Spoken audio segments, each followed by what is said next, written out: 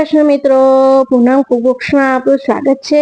આજે હું તમારા સમક્ષ મિક્સ શાકની રેસીપી લઈને આવી છું। આ શાક આપણે પાણીનો ઉપયોગ કર્યા વગર વરાળથી બનાવીશું, તેથી એકદમ ટેસ્ટી એવું શાક બને છે। મિક્સ શાકમાં મેં ફ્લાવર, રીંગણ, બટેકા, વાલોળ અને લીલી તુવેરના દાણા લીધા છે। આ શાક આપણે એવી રીતે બનાવશું કે શાક ચડતી વખતે આપણા તુવેરના કે વાલોળના દાણા જરાય ચવડ નહીં થાય, એકદમ સોફ્ટ એવા જ રહેશે। તો રેસીપી એન્ડ સુધી જરૂર જોજો। તો ચાલો રેસીપી શરૂ કરીએ। તો તેના માટે મેં અહીંયા નોનસ્ટિક કઢાઈ લીધી છે। જો તમારી પાસે નોનસ્ટિક કઢાઈ ના હોય તો જાડા તળિયાવાળી કઢાઈ લેવાની, પણ જેટલું તળિયું જાડું હોય તેવી જ કઢાઈનો પસંદ કરવાનો।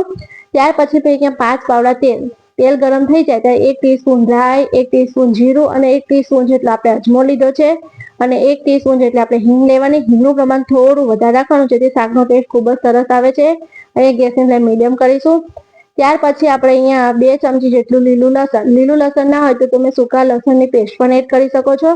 લસણ થોડું સતવાઈ જાય ત્યારે તેમાં હળદર પાવડર એડ કરીશું અને બધા જ આપણે વેજીટેબલ લીધા હતા તે એડ કરી લઈશું। આ શાક આપણે એવી રીતે ચડવીશું જેથી આપણા તુવેરના દાણા કે વાલોળના દાણા અહીંયા કૂક થતી વખતે જરાય ચવડ નહીં થાય, એકદમ સરસ એવા સોફ્ટ જ રહેશે। હવે બધું શાકને સરસ રીતે મિક્સ કરી લેવાનું। ગેસની ફ્લેમ અહીંયા મીડિયમ જ રાખવાની। બધું સરસ રીતે મિક્સ થઈ જાય ત્યાર પછી તેમાં આપણે સ્વાદ પ્રમાણે મીઠું એડ કરીશું। મીઠું અહીંયા આપણે શાક ચડતી વખતે પહેલા જ એડ કરવાનું, પાછળથી એડ નહીં કરવાનું, જેથી આપણા તુવેરના દાણા કે વાલોળના દાણા ચડતી વખતે જરાય ચવડ નહીં થાય। બસ અહીંયા હું સ્વાદ પ્રમાણે મીઠું એડ કરી લઈશ। ત્યાર પછી તેમાં 1 ચમચી જેટલી લીલા મરચાંની પેસ્ટ એડ કરીશ। લીલા અને લાલ મરચાંની મેં પેસ્ટ એડ કરી છે। તમારે અહીંયા આપણે સૂકા મરચાંનો ઉપયોગ નથી કરવાનો। અહીંયા લીલા મરચાંની પેસ્ટથી આ શાક બનાવશું તો શાકનો ટેસ્ટ ખૂબ જ સરસ આવે છે। અને 1 ચમચી જેટલું અહીંયા ધાણા જીરું એડ કર્યું છે। બસ આ શાકમાં આટલા જ મસાલાનો ઉપયોગ થાય છે, બીજા કોઈ જ મસાલાનો ઉપયોગ થતો નથી।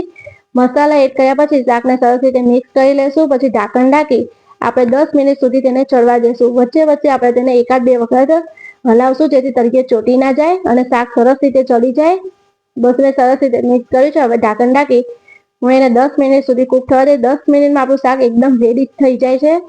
બસ વચ્ચે હું 1-8 વખત એને હલાવીશ, તેથી તળિયે જરાય શાક ચોટે નહીં। તમે જોવો છો આપણું શાક એકદમ વરાળથી જ કૂક થાય છે। અહીંયા આપણે જરાય પાણીનો ઉપયોગ નથી કરવાનો, એટલે આ શાક એટલું ટેસ્ટી બને છે। તમે એકવાર જો તમે મારી રીતે બનાવશો તો બીજી વાર જરૂર બનાવશો, એટલું ટેસ્ટી આ શાક બને છે।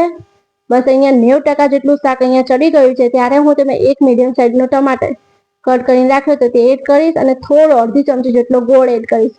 અહીંયા તમને શાકમાં જેટલી મીઠાશ ગમતી હોય એટલા પ્રમાણે તમારે અહીંયા ગોળ એડ કરવાનો, બસ થોડો ગોળ એડ કરજો તો તમારો શાકનો ટેસ્ટ ખૂબ જ સરસ આવે છે। હવે ગોળ અને ટમાટર એડ કર્યા પછી તેને સરસ રીતે શાકમાં મિક્સ કરીશું। પછી ઢાંકણ ઢાંકી 1-8 મિનિટ સુધી શાકને અહીંયા ચડવા દેશું, જેથી ટમાટર સરસ એવા સોફ્ટ થઈ જાય। ટમાટરને આવી રીતે પાછળથી જ એડ કરવાના, જેથી આપણા શાકને ચડતા વાર નથી લાગતી।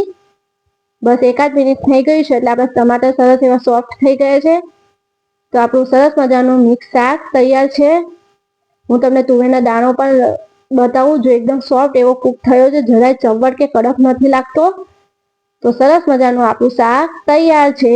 તો તમને મારી આ રેસીપી કેવી લાગી જરૂર કહેજો। જો તમને ગમી હોય તો મારા વિડીયોને લાઈક અને મારી ચેનલને સબસ્ક્રાઈબ કરવાનું ભૂલતા નહીં। જય શ્રી કૃષ્ણ।